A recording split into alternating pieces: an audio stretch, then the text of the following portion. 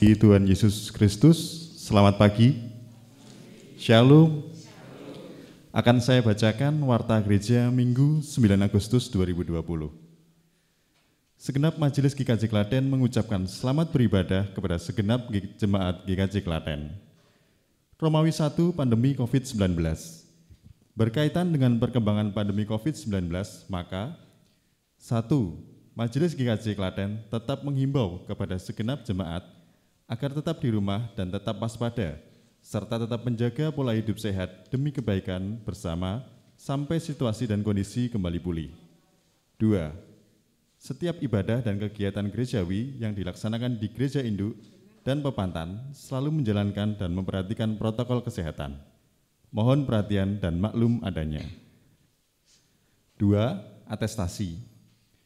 Majelis telah menerima surat pindah dari GKJW Jemaat Darmo Surabaya atas diri keluarga Bapak Ibu Agus Widianto dan keluarga Bapak Ibu Putra Widi Bagas Prakoso Sinaga sekarang tinggal di wilayah Ketandan. Romawi 3 Persembahan. Persembahan yang dibuka tanggal 2 Agustus 2020. 1. Persembahan kantong biru Rp431.000. 2. Persembahan mingguan jumlah Rp4.674.000. 3. Persembahan bulanan Rp6.595.000. 4. Persembahan perjamuan kudus rumah Rp216.000. 5. Persembahan perpuluhan jumlah Rp1.302.000. 6. Persembahan penggalangan dana pengadaan alat rekam ibadah online dari NN Blok 2 Rp500.000. Persembahan istimewa dari warga Blok 3 Kelompok C Rp100.000. Dari warga Blok 2 Kelompok 2 Rp2.500.000. Dari NN sembuh dari sakit Rp20.000. Dari NN Blok 1 Kelompok 1 Rp1.580.000. Jumlah Rp4.200.000. Bagi jemaat yang akan berpartisipasi, bisa dengan amplop khusus dan kartu persembahan secara sukarela yang dimasukkan ke dalam kotak persembahan pembelian tanah pepantan bareng yang disediakan di depan gereja induk ataupun pepantan atau melalui transfer via bank. Majelis GKJ Klaten mengucapkan selamat ulang tahun kepada jemaat yang berulang tahun pada minggu ini. Pengunjung ibadah Minggu 26 Juli 2020, Klaten 1 104 orang, Klaten 3 60 orang, Pepantan Bareng 41 orang, Pepantan Tegaleso 27 orang, jumlah 292 orang.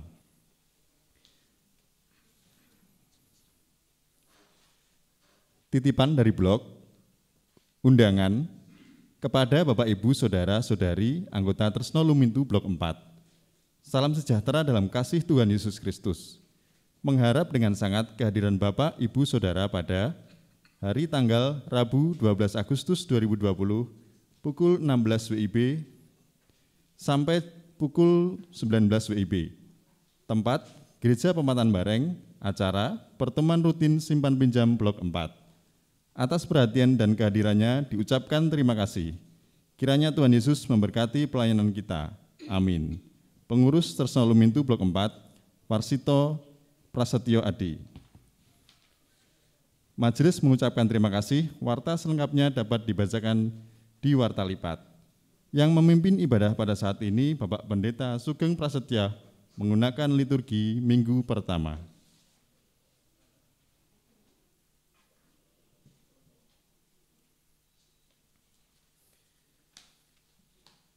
Bapak Ibu Saudara sekalian, marilah kita memulai ibadah pada hari ini dengan memuji dari Kidung Jemaat 15 bait yang pertama, berhimpun semua.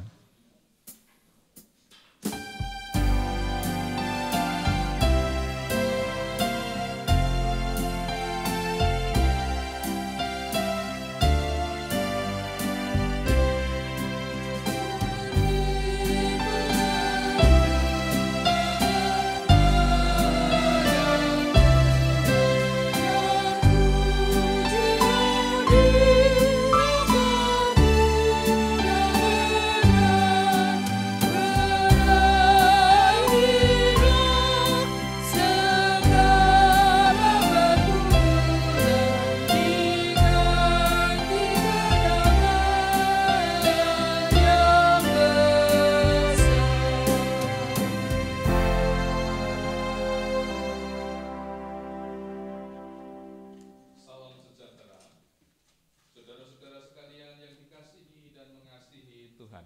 Mari kita menyatukan hati untuk memasuki ibadah hari ini, Minggu 9 Agustus tahun 2020.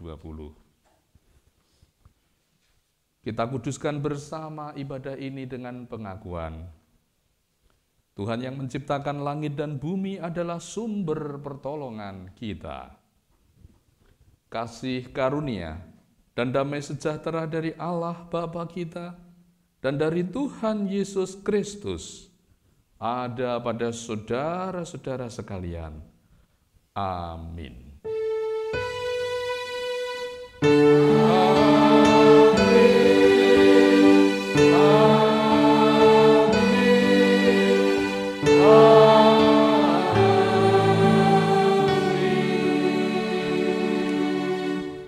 Dipersilahkan duduk. Jemaat yang terkasih, mari kita bersama-sama memuliakan nama Tuhan dengan menyanyikan Kidung Jemaat 21, bait 1, Hari Minggu, Hari yang Mulia.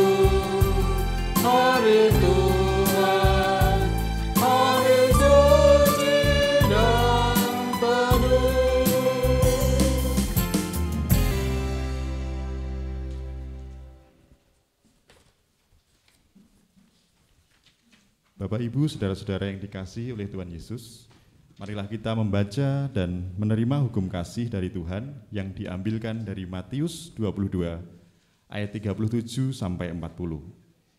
Jawab Yesus kepadanya, "Kasihilah Tuhan Allahmu dengan segenap hatimu dan dengan segenap jiwamu dan dengan segenap akal budimu.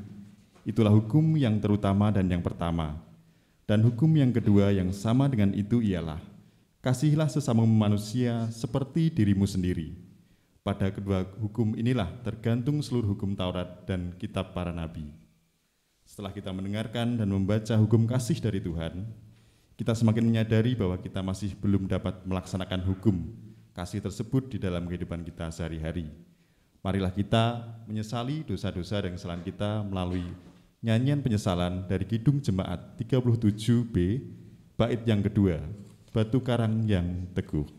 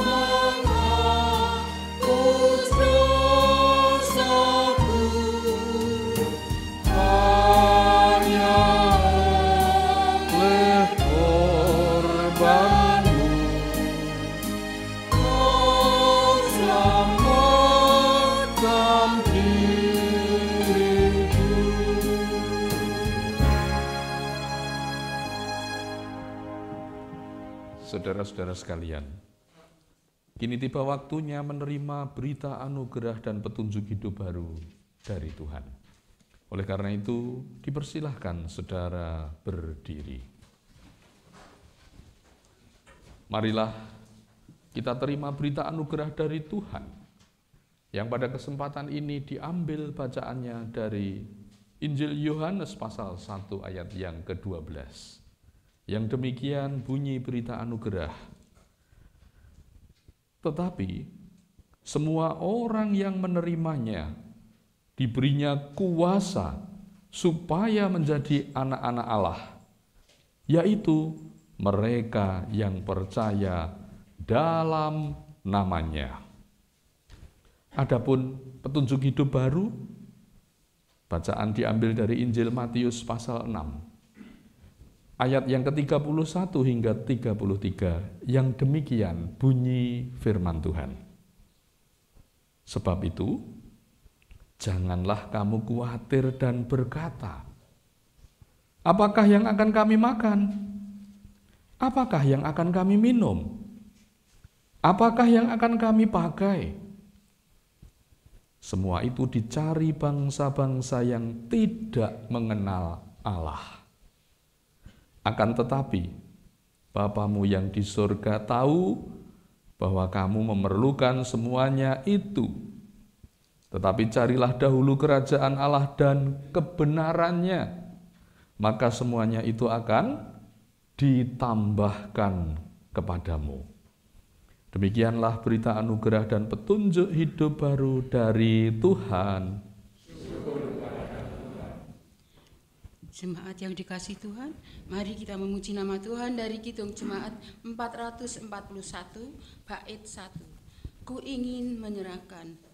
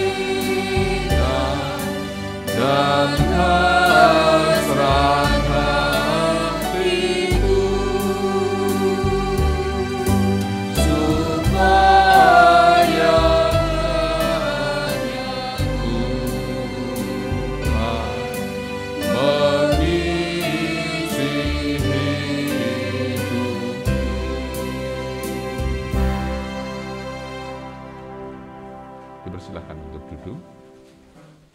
Bapak, Ibu, dan saudara-saudara sekalian, baik yang beribadah di dalam gedung gereja ini maupun anak-anakku, kaum remaja pemuda, Bapak Ibu yang kakung, yang putri, yang beribadah di rumah masing-masing.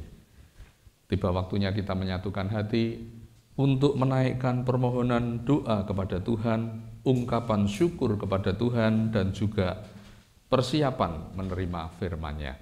Mari dengan penuh rasa hormat kita memanjatkan doa syafaat. Kita berdoa bersama. Puji syukur kami naikkan kepada Tuhan, yang dengan penuh kasih memelihara hidup kami sekalian. Tertanda kami boleh melewati 6 hari perjalanan waktu kami selama sepekan. Kini memasuki hari ke-7 kami beristirahat, mengisi waktu dengan beribadah kepadamu.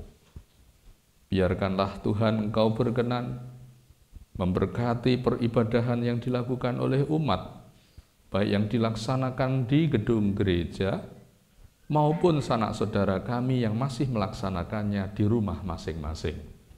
Berkat-Mu Tuhan kami mohon, membawa hati, jiwa, merasakan kedamaian dan ketenteraman.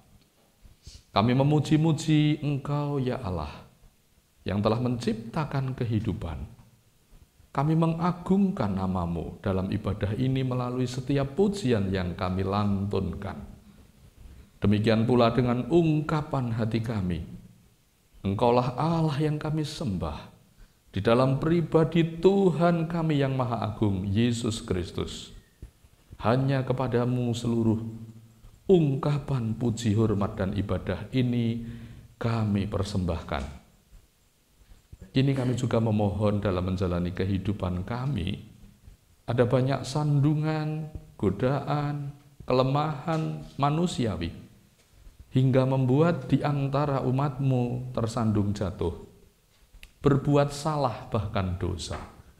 Dalam doa syafaat ini kami juga memohon, ampunilah dosa umat-Mu sekalian. Kami juga menaikkan permohonan, mendoakan kehidupan bangsa negara kami, senantiasalah Tuhan hadir memberkati kepada para pemimpin yang ada di tingkat pusat, provinsi, daerah, sampai ke pelosok-pelosok wilayah pedusunan. Semua diberkati menjalankan roda pemerintahan.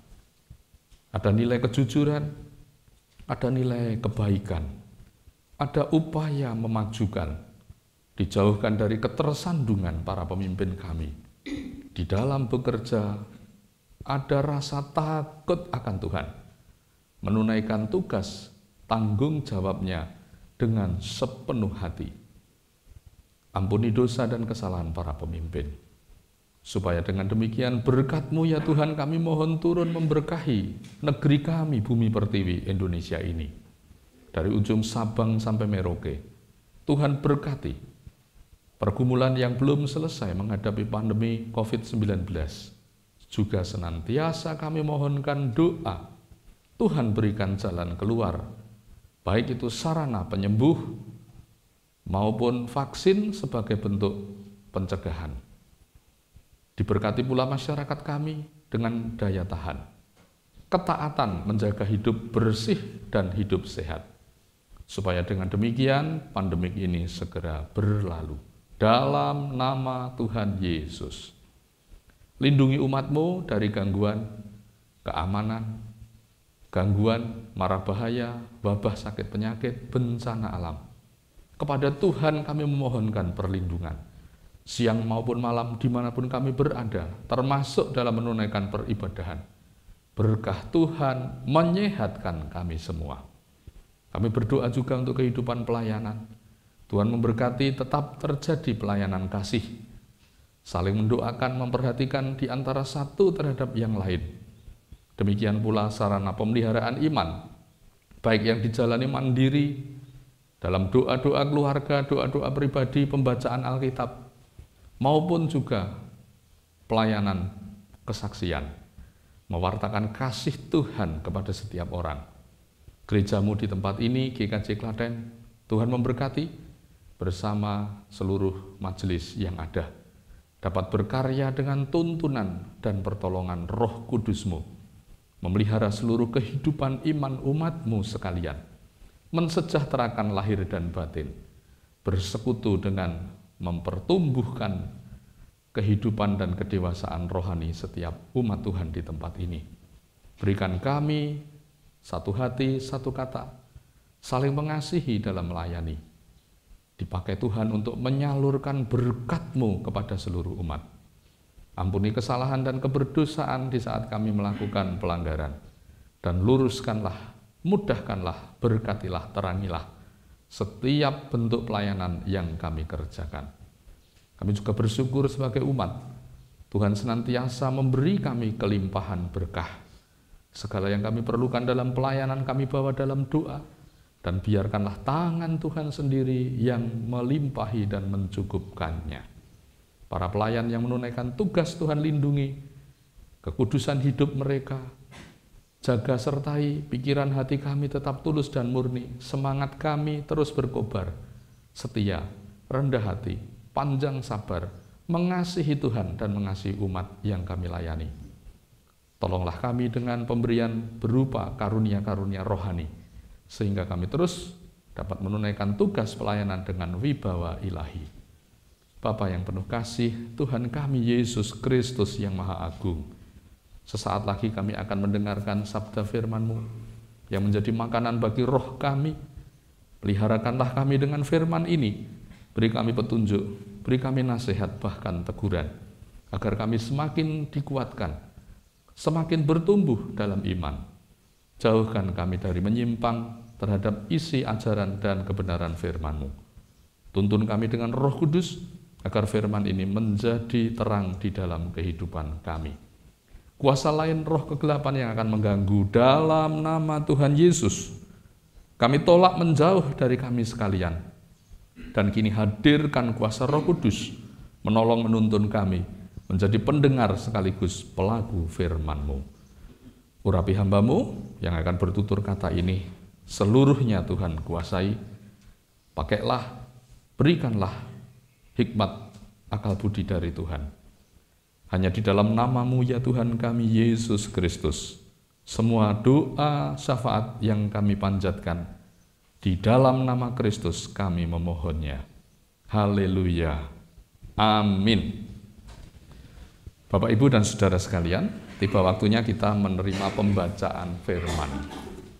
Saya akan tetap mengambilkan dari kelanjutan kisah pengajaran firman minggu kemarin, yaitu peristiwa, kalau minggu kemarin Esau dan Yakub, ya. Hari ini anak turunnya Yakub, salah satunya yaitu Yusuf. Bacaan diambil dari Kejadian pasal yang ke-37.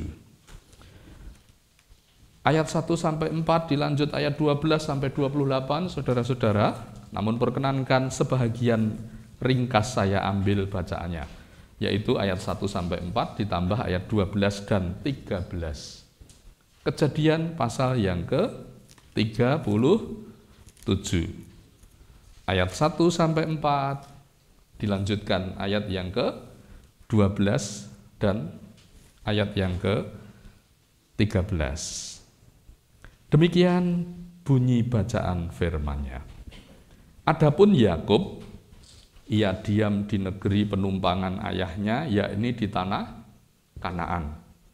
Inilah riwayat keturunan Yakub. Yusuf tatkala berumur 17 tahun, jadi masih muda. Biasa menggembalakan kambing domba bersama-sama dengan saudara-saudaranya, anak-anak Bilha dan Silpa, kedua istri ayahnya. Dan Yusuf menyampaikan kepada ayahnya kabar tentang kejahatan saudara-saudaranya. Israel, saya beri keterangan, nama lain dari Yakub, ya. Israel lebih mengasihi Yusuf dari semua anaknya yang lain. Sebab Yusuf itulah anaknya yang lahir pada masa tuanya. Dan ia menyuruh membuat jubah yang maha indah bagi dia. Ayat 4. Setelah dilihat oleh saudara-saudaranya bahwa ayahnya lebih mengasihi Yusuf dari semua saudara-saudaranya, maka bencilah mereka itu kepadanya dan tidak mau menyapanya dengan ramah. Sampai di situ bagian pertama, dilanjut ayat 12 dan 13.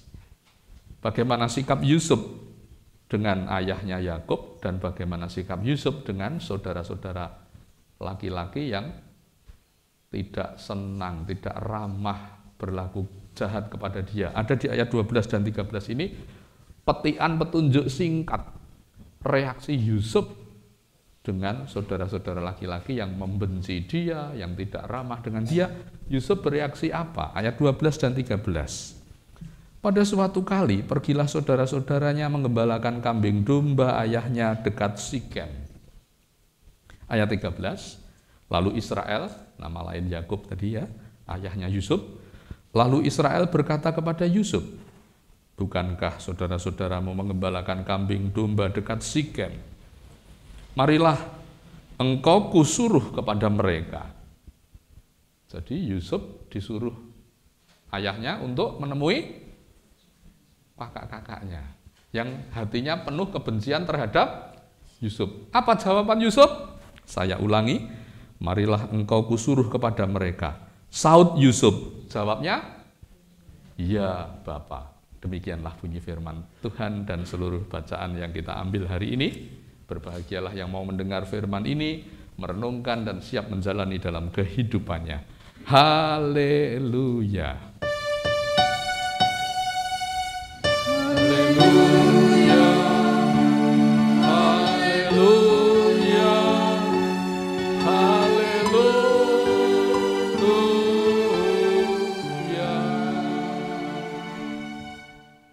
Shalom saudara sekalian.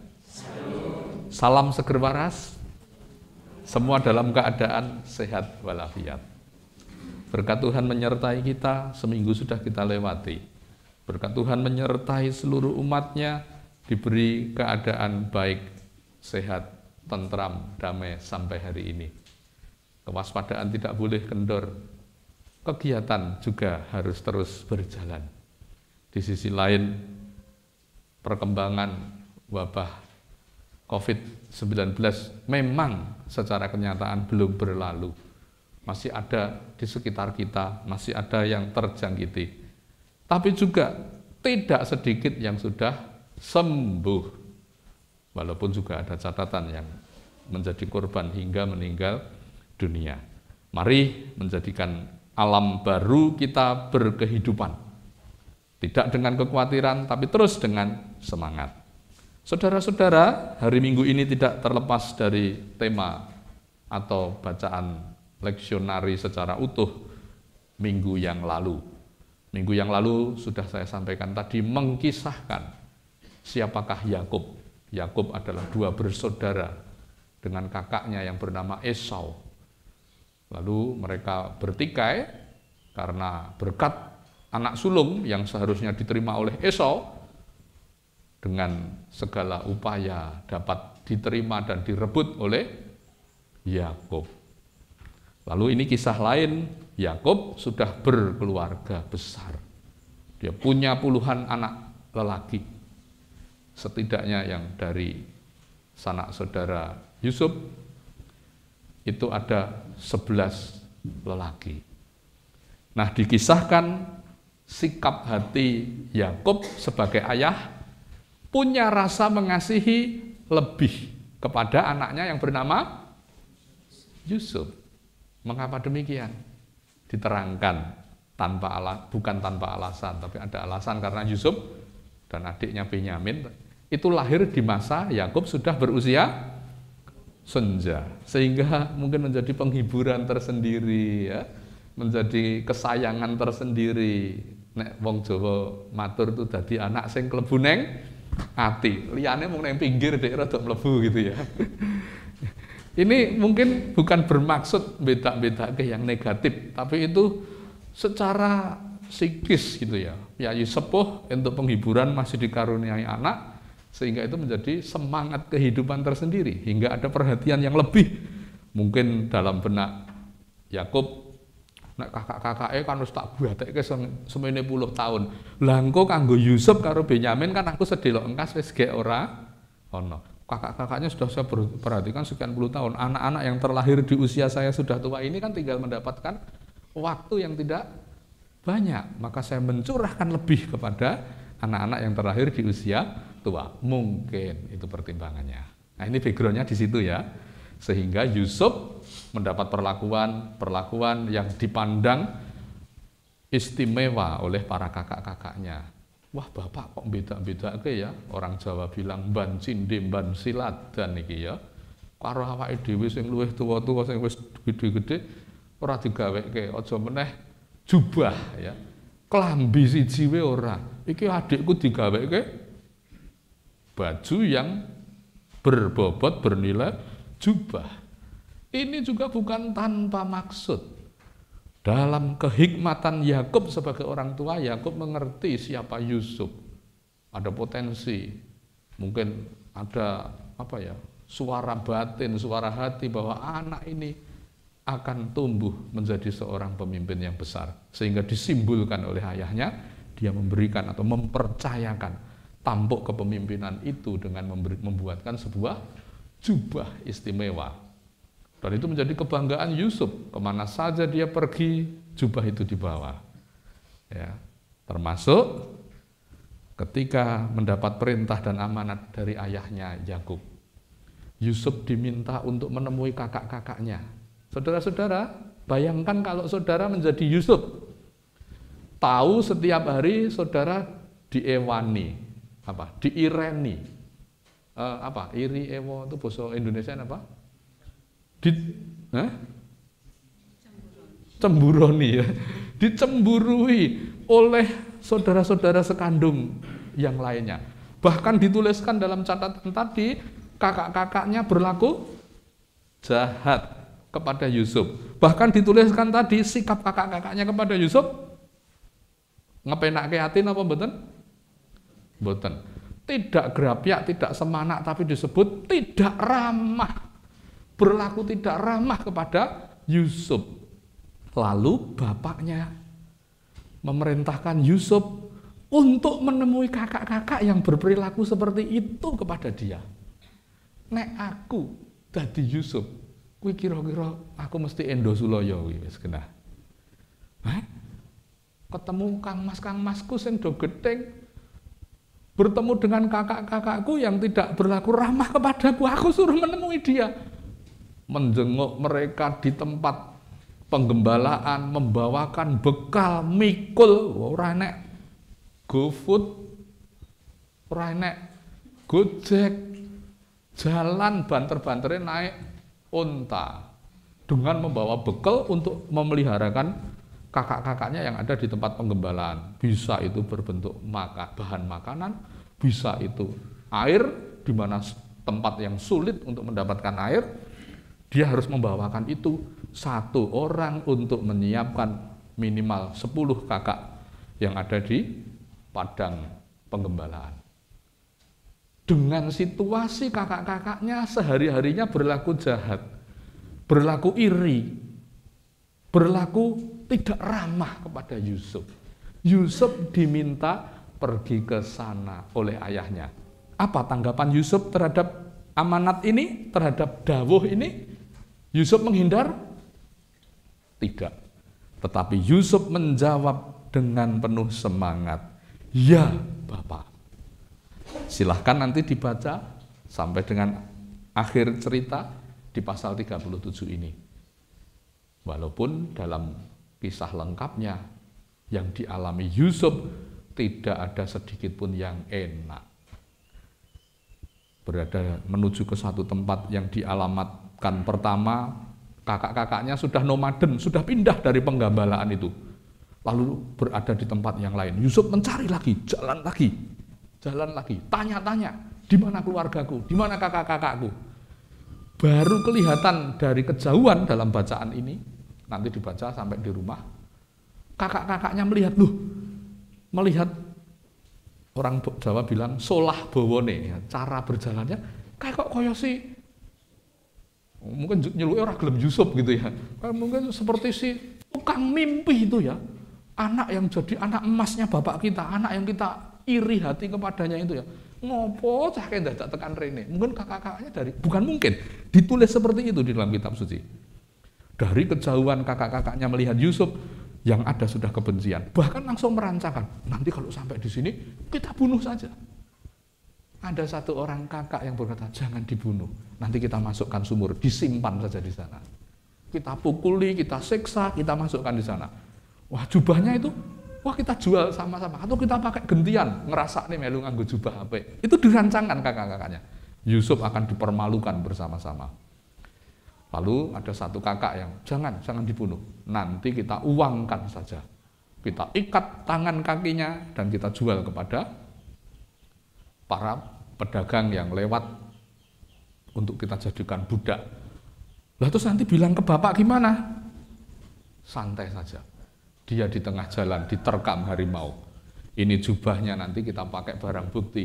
Kita celepreti darah kambing domba kita sembelih satu, kita lumur-lumurkan di jubahnya, nanti untuk laporan kalau Yusuf ditemukan di jalan meninggal dunia, padahal dijual sama kakak-kakaknya. Kalau saudara dan saya jadi Yusuf, mau datang masuk ke lingkaran yang suasana atmosfernya seperti itu, kira-kira saudara dan saya sanggup menjalani atau menolak tugas itu? Terus pundi Bapak Ibu? Sanggup didhawuhi bapake kan muruki Kang Mas sing gedeng kalih awake dhewe ning awake dhewe kon nemoni, kira-kira awake dhewe sanggup nindakake niku napa mboten? Nggih, monggo Mang jawab piyambak. Nek kula dhewe, mbok menawa kula dhewe wah kabotan iki, kangelan iki. Golek cara piye? Nek perlu rasah ketemu ning dawuhe tekan. Nek perlu ra ketemu kirimane tekan. Nek aku wegah nemoni kangmasku. Mungkin hati saya seperti itu. Tema kita berbicara mengapa takut. Itu jawaban yang ada di benak hati Yusuf, tidak tertulis di dalam ayat. Tapi Yusuf, mengapa aku harus takut menemui kakak-kakakku? Yusuf artinya tidak takut. Banyak kehidupan yang kita jalani ini, kita tidak jadi menjalankan karena dibayang-bayangi oleh rasa takut. Banyak pekerjaan besar yang bisa terjadi, walau kita memang harus menghadapi risiko, bahkan menjadi korban. Dan kita dari kejauhan undur dari pekerjaan besar itu hanya karena dibungkus dan dibalut oleh rasa takut. Kita belajar sesuatu dari peristiwa Yusuf ini. Karena dia melawan, karena dia membayar harga rasa takut itu, sekalipun dia harus berkorban, dimusuhi, bahkan sampai disakiti kakak-kakaknya, dijual sebagai budak, Yusuf mengerjakan dan melawan rasa takut itu, pekerjaan Allah yang besar terjadi. Saudara, bangsa pilihan, umat pilihan cikal bakalnya anak-anaknya Israel, anak-anaknya Yakub, Ruben, Simeon, Lewi, Yehuda, menjadi suku bangsa yang besar, tidak punah oleh kelaparan. Gara-gara Yusuf dijual jadi budak ke Mesir. Di Mesir dia mendapatkan kedudukan, walaupun juga dari prahara-prahara kehidupan yang tidak mudah. Pendadaran-pendadaran yang tidak ringan. Penderitaan-penderitaan yang silih berganti. Tapi akhirnya dia mencapai apa yang direncanakan Allah. Nanti dibaca kita Kejadian pasal yang terakhir. Bukan pasal yang terakhir, tapi dari kisah peristiwa Yusuf memperoleh peristiwa-peristiwa yang seperti itu, dia berkata, saudara-saudaraku merancangkan yang jahat, tapi Allah memakainya untuk kebaikan. Mengapa takut menerima kejahatan dari orang lain? Mengapa takut diperlakukan tidak adil oleh orang lain? Mengapa takut kalau kita harus menderita yang bukan semestinya kita pikul? Kalau itu kita berani tidak takut, di balik kejahatan manusia, di balik rancangan buruk sesama kepada diri kita, Allah sedang memakainya untuk maksud kebaikan. Walau demikian, kita juga tidak boleh tidak punya rasa takut. Ya. Kita juga harus tetap dalam kehidupan ini memiliki pikiran perasaan yang namanya rasa takut. Itu yang masih kita butuhkan. Ini yang terakhir. Rasa takut terhadap apa? Takut kepada Tuhan Allah. Takut kalau kita melanggar firman-Nya. Takut kalau kita berbuat jahat. Takut kalau kita melanggar hukum Tuhan. Takut kalau kita berbuat dosa dan kesalahan. Di sisi lain kita didorong untuk tidak punya rasa takut, tapi di sisi lain ada rasa takut yang harus tetap melekat di hati dan jiwa orang percaya, yaitu takut pada Tuhan, takut melanggar firman-Nya, takut kalau tidak pergi beribadah, takut kalau tidak mentaati perintah maupun larangan yang Tuhan berikan. Dua menjadi satu kesatuan. Di sisi lain harus punya rasa takut, di sisi lain kita harus punya keberanian. Keberanian melawan hal-hal yang tidak baik dan tidak benar. Sebagaimana di dalam berita anugerah dan petunjuk hidup baru tadi, ya, kita tidak boleh mengapa takut, nggak boleh takut terhadap makanan, pakaian yang kita perlukan, sandang, pangan, papan.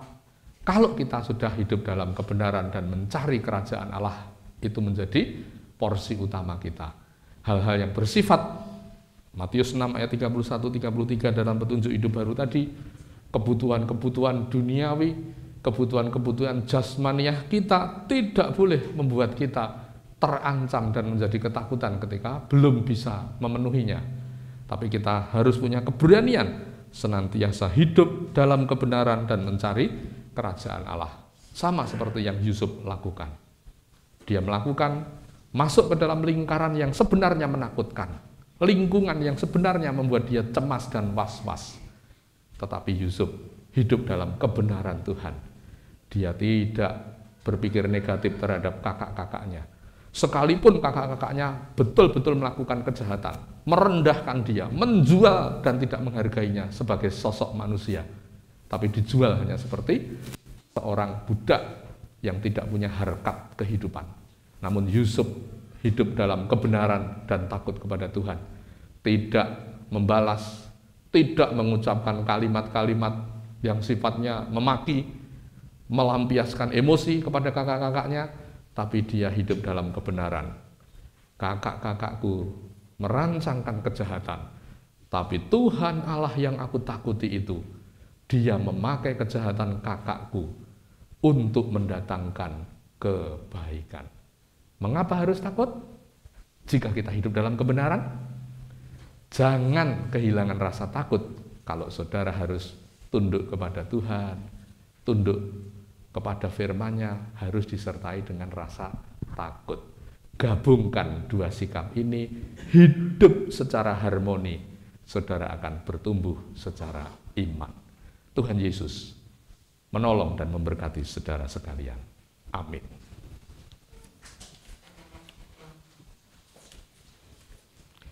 Mari masuk dalam permenungan pribadi.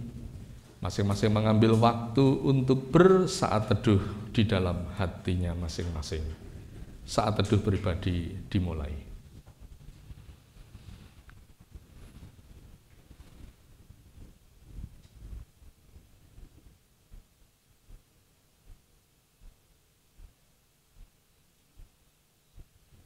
Dilanjutkan dengan doa menanggapi firman.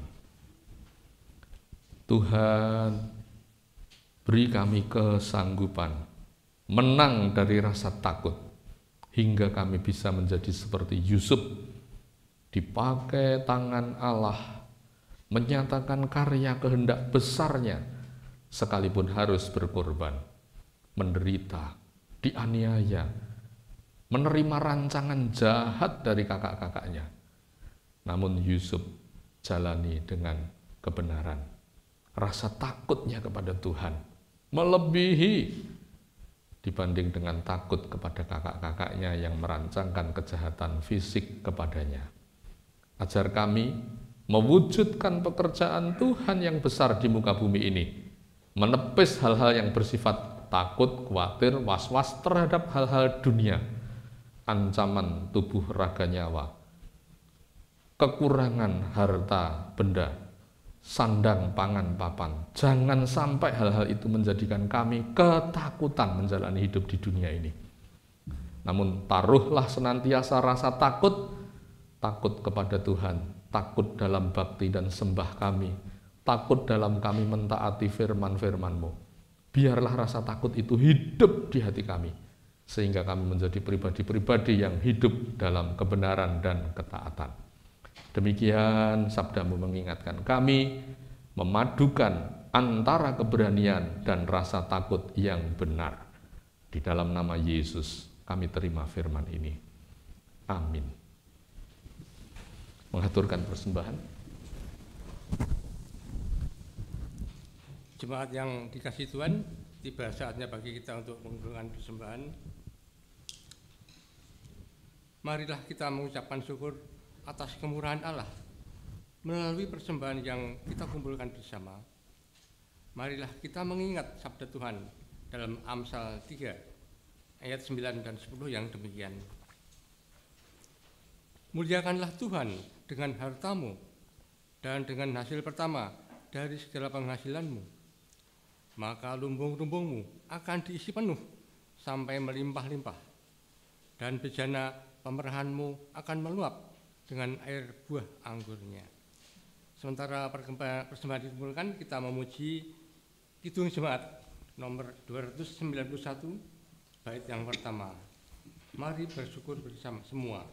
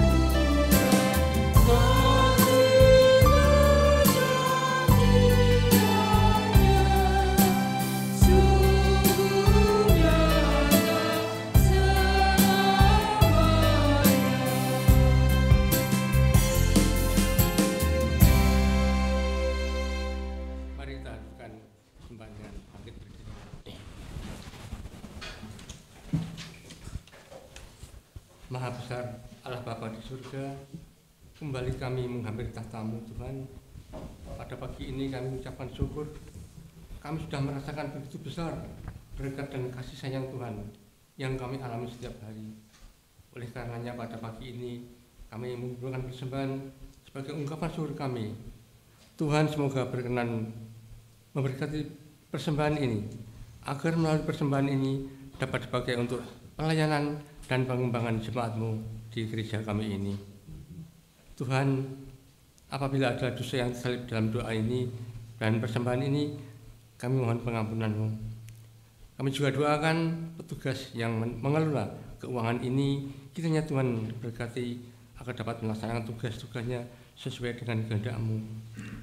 Bapa, apabila sebentar lagi kami akan meninggalkan tempat ini, pulang ke rumah kami masing-masing, dan kami memasuki kehidupan kami sehari-hari, kami selalu mohon tuntunan dan penyertaan Tuhan. Doa yang singkat ini kami naikkan dalam nama Tuhan Yesus Kristus yang telah mengajari kami berdoa, doa Bapa kami. Bapa kami yang di surga, dipujikanlah nama-Mu, datanglah kerajaan-Mu, jadilah kehendak-Mu di bumi seperti di surga. Berikanlah kami pada hari ini makan kami yang cukupnya, dan ampunilah kami akan kesalahan kami, seperti kami juga mengampuni orang yang bersalah kepada kami. Dan janganlah bawa kami ke dalam pencobaan, tetapi lepaskanlah kami daripada yang jahat. Karena Engkau-lah yang punya kerajaan dan kuasa dan kemuliaan sampai selama-lamanya. Bersama dengan orang percaya di seluruh muka bumi, marilah kita perbarui iman kita dengan mengucapkan pengakuan iman rasuli yang demikian. Aku percaya pada Allah Bapa yang Maha Kuasa, Khalik langit dan bumi, dan pada Yesus Kristus anaknya yang tunggal Tuhan kita, yang dikandung daripada Roh Kudus, lahir dari darah Maria, yang menderita di bawah pemerintahan Pontius Pilatus, disalibkan, mati dan dikuburkan, turun ke dalam kerajaan maut. Pada hari yang ketiga, bangkit pula dari antara orang mati, naik ke surga, duduk di sebelah kanan Allah Bapa yang Maha Kuasa, dan akan datang dari sana untuk menghakimi orang hidup dan yang mati. Aku percaya pada Roh Kudus, gereja yang kudus dan am, persekutuan orang kudus, pengampunan dosa, kebangkitan daging dan hidup yang kekal.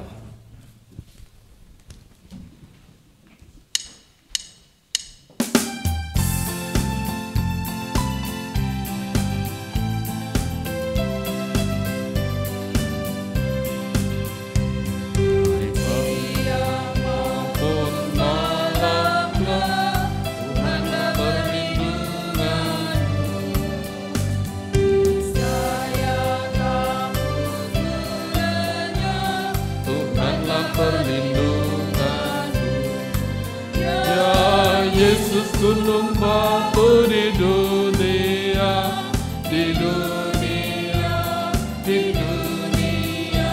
Ya Yesus gunung batu di dunia, tempat berlindung yang teguh.